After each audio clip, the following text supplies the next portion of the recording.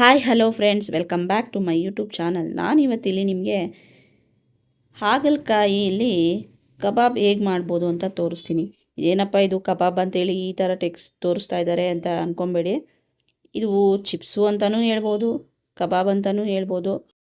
ವಿಡಿಯೋನ ಕೊನೆಯವರೆಗೂ ಸ್ಕಿಪ್ ಮಾಡದೆ ನೋಡಿ, ನಿಮಗೆ ಗೊತ್ತಾಗುತ್ತೆ ಏನು ರೆಸಿಪಿ ಇದು ಅಂತ. ಫ್ರೆಂಡ್ಸ್, ನಾನಿಲ್ಲಿ ಹಾಗಲಕಾಯಿನ ಸಣ್ಣದಾಗಿ ಕಟ್ ಮಾಡಿ ಅಕ್ಕಿ ತೊಳೆದ ನೀರಲ್ಲಿ 20 ನಿಮಿಷ ನೆನೆಸಿ ಚೆನ್ನಾಗಿ ವಾಶ್ ಮಾಡಿ ತೆಗೆದಿಟ್ಟಿದ್ದೀನಿ.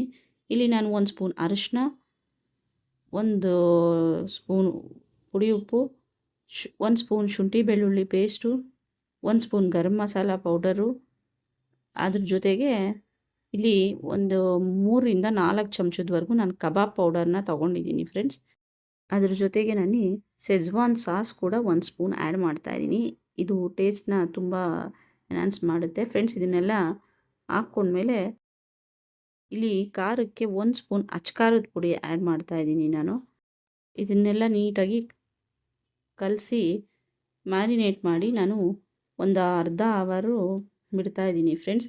ಲೈಕ್ ಕಬಾಬ್ ಹೇಗೆ ಕಲಿಸ್ತೀವೋ ನಾವು ಅದೇ ಟೈಪ್ ಆಫಲ್ಲಿ ಕಲಸಿ. ಫ್ರೆಂಡ್ಸ್, ನಾನಿಲ್ಲಿ ಅರ್ಧ ಹೋಳು ನಿಂಬೆ ರಸನ ಆ್ಯಡ್ ಮಾಡ್ತಾಯಿದ್ದೀನಿ ಫ್ರೆಂಡ್ಸ್. ನಾನಿಲ್ಲಿ ಯಾವುದೇ ಫುಡ್ ಕಲರ್ ಕೂಡ ಆ್ಯಡ್ ಮಾಡಿಲ್ಲ.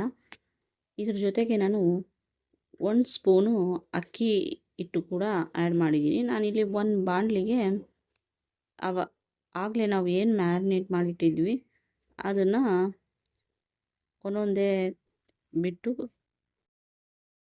ಡೀಪ್ ಫ್ರೈ ಮಾಡಿ ತೆಗಿತಾ ಇದ್ದೀನಿ ಫ್ರೆಂಡ್ಸ್. ಹಾಗಲಕಾಯಿ ಯಾರ್ಯಾರು ತಿನ್ನಲ್ವೋ ಅವ್ರಿಗೆಲ್ಲ ಈ ಥರ ಮಾಡಿಕೊಟ್ರೆ ಮಕ್ಕಳಿಂದ ದೊಡ್ಡೋರ್ವರೆಗೂ ಇಷ್ಟಪಟ್ಟು ತಿಂತಾರೆ. ತುಂಬ ಟೇಸ್ಟಿಯಾಗಿ ಬರುತ್ತೆ ಫ್ರೆಂಡ್ಸ್. ನೀವು ಕೂಡ ಮನೇಲಿ ಟ್ರೈ ಮಾಡಿ ಹೇಗೆ ಬಂತು ಅಂತ ನನಗೆ ಕಮೆಂಟ್ ಮಾಡಿ ಫ್ರೆಂಡ್ಸ್. ಶುಗರ್ ಇರೋರು ಕೂಡ ತುಂಬಾ ಇದು ಯೂಸ್ಫುಲ್ ರೆಸಿಪಿ ಫ್ರೆಂಡ್ಸ್. ತುಂಬ ಟೇಸ್ಟಿಯಾಗಿರುತ್ತೆ, ತುಂಬ ಕ್ರಿಸ್ಪಿಯಾಗಿರುತ್ತೆ. ಒಂದು ಸಲ ಟ್ರೈ ಮಾಡಿ. ಈ ವಿಡಿಯೋ ಇಷ್ಟ ಆದರೆ ಲೈಕ್ ಮಾಡಿ, ಶೇರ್ ಮಾಡಿ, ಕಮೆಂಟ್ ಮಾಡಿ,